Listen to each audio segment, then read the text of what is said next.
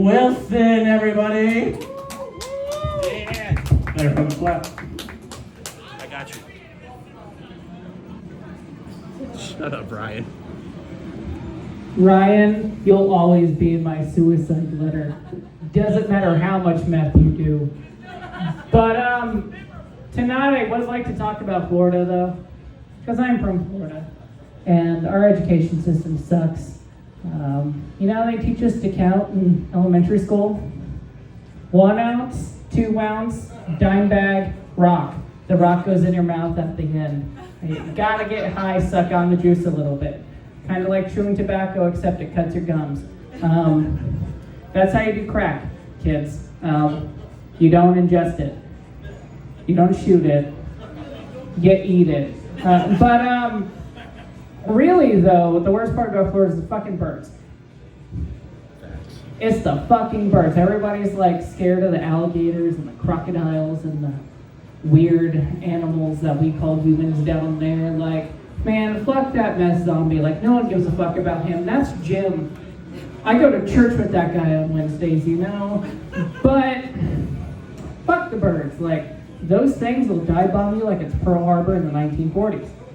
At the beach to steal your ham sandwich. And I mean, I don't know how to put this softly, but they suck. They do, because when they steal your shit, they'll chase you for it. Yeah. They're terrible. The ducks are scary. The geese are worse. Like, you think ducks are bad and they'll chase you in like flocks, like you're being chased through a bad neighborhood? No. It's one goose trying to bite your ass. Also, how I got into biting and sex. So like, fun times, you know? But growing up in Florida, in the religious scene, I didn't have Halloween. I had Hallelujah Night. You know what Hallelujah Night was? It was the touchy pastor. It was the aunt that didn't give a shit. It was carnival games and candy with fentanyl patches. I actually found the Ring of Sauron in there one year. I became invisible and I found out that I liked my precious. But any of you Tolkien fans will get that joke. I just thought I'd try it. But okay, that didn't work out. But no, seriously though, Florida's full of a bunch of weird shit. Like, you can go up to an ice machine and find a crackhead. You can go up to a church and find a meth head. You can go up to a school and find the guy who'll sell you a good ounce of weed that you're probably paying too much for. But I was thinking though, when I was writing this, Ryan looks like the guy that looks like a natural everywhere, but he's obviously a tourist. He does. He looks like he's a tourist everywhere, but he looks like he lives there all the time. Like, you can't tell which one is which until he buys what drugs he does from you. We obviously ripped him off for all he's worked for. A good pizza. But, I didn't realize it was going to be a rip on Ryan night, but okay. But still, though, we grew up seeing a lot of weird shit in Florida. So it's Thanksgiving time. We're getting close to that, and I can make it family friendly, you know. And my family rents a bounce house. Know what I see in that bounce house? 2 cousins. I'll give you 2 kisses that they're bouncing, you know? They have retarded babies. I don't know what you want me to tell you. One looks like the Hunchback of Notre Dame, and one looks like Esmeralda, who's transgender. I don't know which one's worse, but at least one is a second cousin, I guess. Technically, it's a weird story, but when you grow up in the religious circle in Florida, you find out how racist your family really is. So, I'm in middle school, right? We're giving my multicultural a friend home. I'm gonna make this joke extra light by saying multicultural. And so, we're giving her a ride home. We drop her off at her apartment. Everything's going nice, and he says, "You should give me her babies." Like, but I did end racism in that day, though. I did. I'm like the Martin Luther King Jr. of the Wilson clan, except the only thing I ended was the racism of my grandparents, not my great-grandparents, though. They're old as shit. I can't end World War I racism. That shit's weird. It's all mustard gas and bratwurst. Don't know what that's about. When you grow up around Jewish people in Florida, you hear nothing but like Nazi jokes from them, and it's honestly the weirdest shit I've ever heard. Like I once heard like Jewish girl reference her grandma being in the oven, and I was like, okay, that's cool. Was there what she stick her head in the oven? Was she being gassed out, or did her husband just fart on her and say she was in the oven? I don't know which one it was.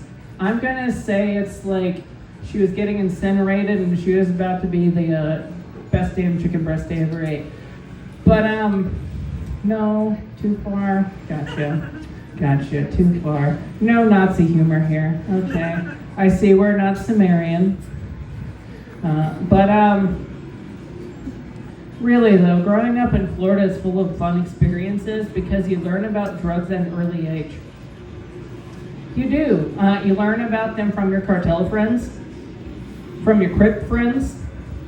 You learn about them from your family up in the north, which is like Max Jacksonville. Not Georgia, because if it's coming from Georgia, they probably moved from Florida. They're an ex-Florida man. You don't talk to those. They'll tell you all the truth. It's bad.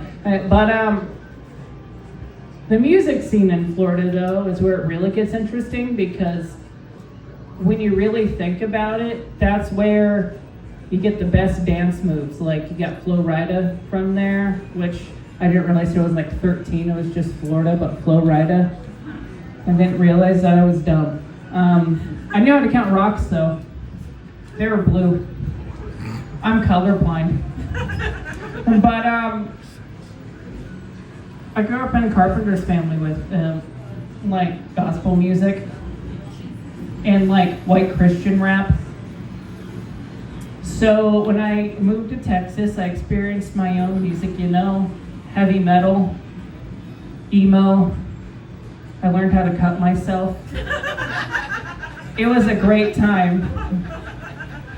You know what feeling for the first time was like when I was outside of the pool pit and I wasn't being touched weirdly by the men and women that were like 80 years old, It was a great time. But I didn't really think much past this one, so I'm gonna end on this, and I haven't ended like this in a while. And so I have to put a little bit of pretext into this. So middle school in Florida for me was my emo/scene phase. But me being colorblind, I thought those jeans were red, they were bright orange, and it wasn't Black Veiled Bride's t-shirt. It was a White Veiled Bride's t-shirt. It was something like Seven Sons or something like that, and a railway, I don't know. But my emo phase was weird. I was also one of those guys in the 2012s who thought, man, I'm gonna stack these shirts. I stacked them. That's why I'm gay now, I think, but I don't know, I really don't. I mean, it could just be that, yeah, I'm gonna end on this, yeah. So what hits the floor first? The feather or the emo kid? The feather. But the floor stops them.